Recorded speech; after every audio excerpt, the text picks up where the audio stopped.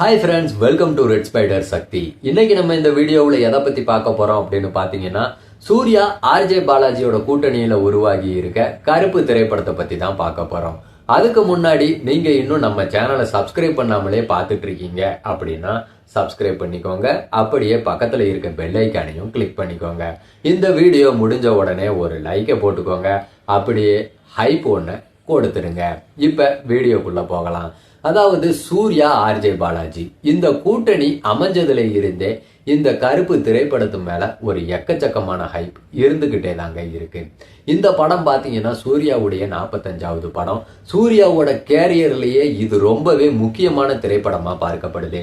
காரணம் என்னதான் அவர் அப்பப்ப ஒரு சில வெற்றி படத்தை கொடுத்தாலும் சூர்யாவுக்கு தியேட்டர்ல ஒரு மிகப்பெரிய வெற்றி படம் தேவைப்படுது. என்னதான் எதற்கும் துணிந்தவனும் ரெட்ரோ திரைப்படமும் ஒரு வெற்றி படமா அமைஞ்சாலும் ஆஹா ஓஹோ அப்படின்னு சொல்ற அளவுக்கு சூர்யாவுக்கு பெரிய வெற்றியை கொடுக்கல. வசூல் ரீதியா வெற்றியா இருந்தாலும் கலவையான விமர்சனங்களை மட்டும்தான் சந்திச்சுட்டு இருந்துச்சு. அவருக்கு இப்ப மிகப்பெரிய தியேட்டர் வெற்றி தேவைப்படுது. அந்த டயத்துல தான் பாத்தீங்கன்னா கருப்பு படத்தோட ட்ரைலரை ரிலீஸ் பண்ணி இருந்தாங்க. சூர்யா பாத்தீங்கன்னா ஜூலை 23ஆம் தேதி தன்னோட 50வது பிறந்த நாளை கொண்டாடினாரு.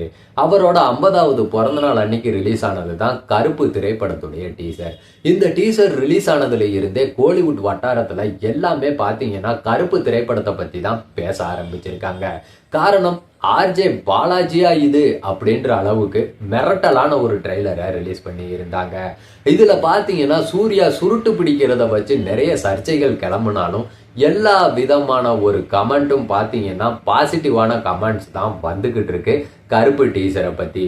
அதாவது கருப்பு படத்துல பாத்தீங்கன்னா சூர்யா அப்பா மகன் அப்படிங்கிற ஒரு கேரக்டர்ல நடிச்சிருக்காரா அப்படின்ற மாதிரி நிறைய ரசிகர்கள் கேள்விகளை எழுப்ப ஆரம்பிச்சிருக்காங்க.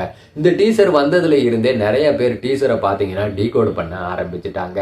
அதாவது சூர்யா கோர்ட்ல வக்கீலா வாதாடுறாரு.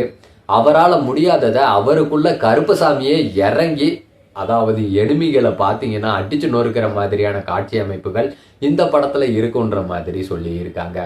அது மட்டும் இல்லைங்க, இப்ப ஒரு மிகப்பெரிய விஷயம் என்ன அப்படின்னு பாத்தீங்கன்னா ஆர்ஜே பாலாஜியை இதுவரைக்கும் யாருமே பார்க்காத ஒரு கதாபாத்திரத்துல கருப்பு திரைப்படத்துல நடிச்சிருக்காராம். சொல்ல போனா ஆர்ஜே பாலாஜி வில்லனா கூட இருக்கலாம் அப்படின்ற அளவுக்கு ஒரு ஹைப்பை ஏற்றி வச்சிருக்காங்க. எல்லாமே பார்த்தீங்கன்னா படம் ரிலீஸ் ஆச்சு அப்படின்னா தான் நமக்கு தெரிய வரும்.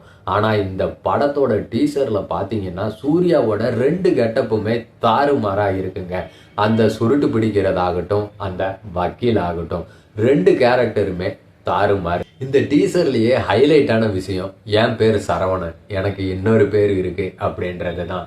என்னதான் பாட்சா ஸ்டைல்ல இருந்தாலும் இந்த படத்துல சூர்யா பாத்தீங்கன்னா அவரோட நிஜ பெயர் சரவணன் அந்த பெயரை வச்சுதான் நடிச்சிருக்காரு. இது சூப்பரான ஒரு விஷயம். அது மட்டும் இல்லைங்க, கஜினி படத்துல இருந்த அந்த வாட்டர்மெலன் சீன் இதுல ரீக்ரியேட் ஆகியிருக்கு. அதுல கஜினி படத்துக்கும் இந்த கருப்பு திரைப்படத்துக்கும் பாத்தீங்கன்னா கிட்டத்தட்ட ஒரு 30 ஆண்டுகள் இடைவெளி இருக்கும். இந்த 30 வருஷத்துல சூர்யாவை கஜினி படத்துல எப்படி பார்த்தோமோ அப்படியே நாங்க இன்னும் அந்த மனுஷன் தன்னோட உடம்ப மெயின்டைன் பண்ணிட்டு இருக்காரு.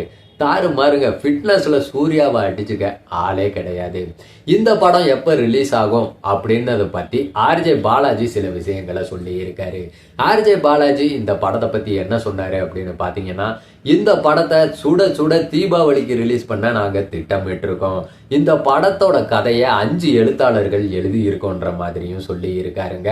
அது மட்டும் இல்லாம சாய் அபயங்கரோட இசைக்கு இவ்வளவு வரவேற்பு கொடுத்து நீங்க ஏத்துக்கிட்டது ரொம்பவே சந்தோஷம்ன்ற மாதிரியும் ஆர்ஜே பாலாஜி தெரிவிச்சிருக்காரு. இந்த ஒரு படத்துக்காக தான் ஒரு வருஷமா எங்க டீம் ஃபுல்லாவே ஓடிக்கிட்டு இருக்கோம். கண்டிப்பா தீபாவளிக்கு சுட சுட இந்த படத்தை கொடுக்க முயற்சி பண்றோம் அப்படின்ற மாதிரி ஆர்ஜே பாலாஜி சொல்லி இருக்காரு. அதாவது இந்த தீபாவளி சூர்யாவோட தீபாவளின்ட்டு எல்லா ரசிகர்களும் முடிவு பண்ணிட்டாங்க.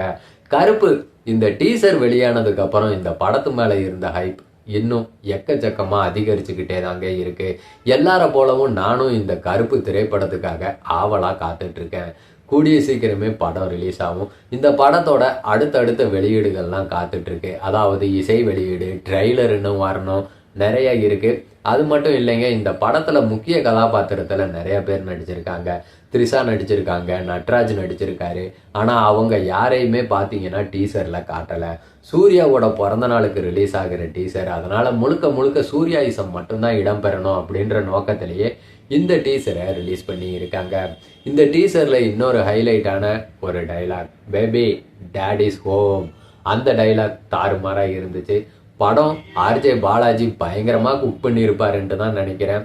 கங்குவா ஆடியோ லான்ச்சில் கூட சொல்லி இருந்தாரு, ப்ரோ என்னதான் குக் பண்ணிட்டு இருக்கீங்க அப்படின்ட்டு நிறைய பேர் கேட்குறீங்க.